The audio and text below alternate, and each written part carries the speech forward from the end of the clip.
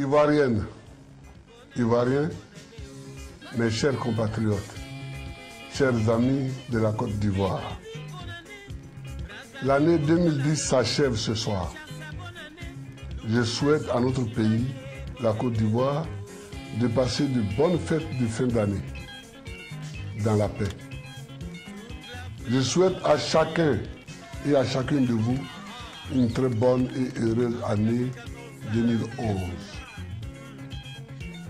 Je pense à tous ceux qui sont tombés au cours des événements de ces derniers jours. Les familles de nos forces de défense et de sécurité tombées au champ d'honneur. Nous n'avons pas organisé cette élection pour satisfaire une attente extérieure à la Côte d'Ivoire.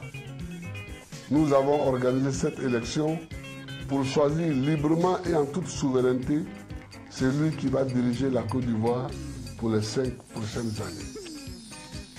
Le 31 octobre et le 28 novembre 2010, les Ivoiriens se sont exprimés par le vote démocratique. Selon la Constitution et la loi électorale, la Commission électorale indépendante organise les élections et en proclame les résultats provisoires. Il revient au Conseil constitutionnel et à lui seul de proclamer les résultats définitifs de l'élection présidentielle. Les seuls résultats légaux de l'élection présidentielle en Côte d'Ivoire sont ceux que le Conseil constitutionnel a proclamés. Le seul président de la République de Côte d'Ivoire est celui que le Conseil constitutionnel a désigné. Mes chers compatriotes, chers amis de la Côte d'Ivoire, l'élection présidentielle est terminée. Le Conseil constitutionnel a proclamé les résultats. Sa décision est irrévocable. J'observe cependant comme vous l'attitude de mon adversaire qui s'est volontairement retranché à l'hôtel du Golfe. J'observe comme vous l'attitude de l'Organisation des Nations Unies et de quelques pays puissants du monde. J'observe comme vous l'attitude de quelques chefs d'État africains proches ou lointains. Ne nous y trompons pas. Il s'agit d'une tentative de coup d'État menée sous la bannière de la communauté internationale. Cette action est destinée à installer, par la force sur le faux, à la tête de ce pays, un homme que les Ivoiriens n'ont pas choisi dans les urnes. Car mon adversaire a été régulièrement battu à l'élection présidentielle du 28 novembre 2010. Je refuse la politique de la terre brûlée. Nul n'a le droit d'appeler les armées étrangères à envahir son pays.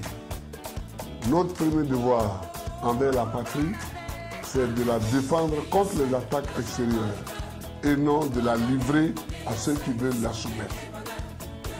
Alors, comme hier en 2002, je suis là où les Ivoiriens m'ont placé par leur vote. Nous n'allons pas céder. Je le répète, mon adversaire n'a pas gagné. Le décompte des voix le donne perdant. Le Conseil constitutionnel le donne perdant. Quant à la CEI, elle n'a jamais proclamé de résultats. La question aujourd'hui n'est pas de savoir qui a gagné l'élection présidentielle en Côte d'Ivoire. Elle est de savoir ce qui motive l'attitude de mon adversaire et de ses soutiens extérieurs. Tout se passe comme s'ils savent des choses que nous autres Ivoiriens, nous ignorons, concernant le déroulement du scrutin et les procédures de proclamation des résultats. C'est pourquoi je propose un comité d'évaluation destiné à connaître des faits et à établir la vérité sur le déroulement des élections en Côte d'Ivoire. J'ai confiance. La vérité finira par triompher. Nous avons le droit et la vérité avec nous. C'est pourquoi nous avançons. Passé les premiers moments marqués par la passion, les esprits se calment. En Afrique comme ailleurs, l'appel au dialogue est entendu. À la suite de la CEDEAO, qui vient de dépêcher 3 chefs d'État, l'Union africaine a désigné le Premier ministre kenyan pour diriger une mission de suivi de la crise post-électorale en Côte d'Ivoire. ce soir, à la veille du Nouvel An, je voudrais à nouveau lancer un appel solennel à toutes les personnalités qui se trouvent encore à l'hôtel du Golfe. Je leur demande de rentrer chez elles. Le temps de la guerre est passé. C'est maintenant le temps du dialogue. Donnons-nous la main et formons autour de notre chère patrie, la Côte d'Ivoire, une chaîne de solidarité et d'amour. C'est mon vœu le plus cher au sein de la nouvelle année.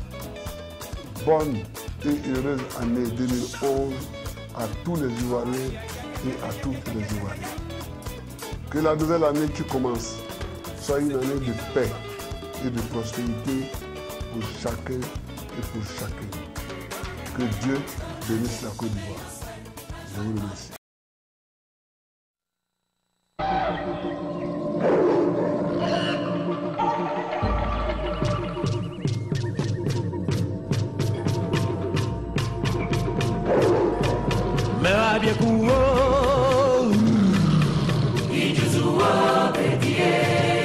Fia, fia, fia, fia, fia, fia.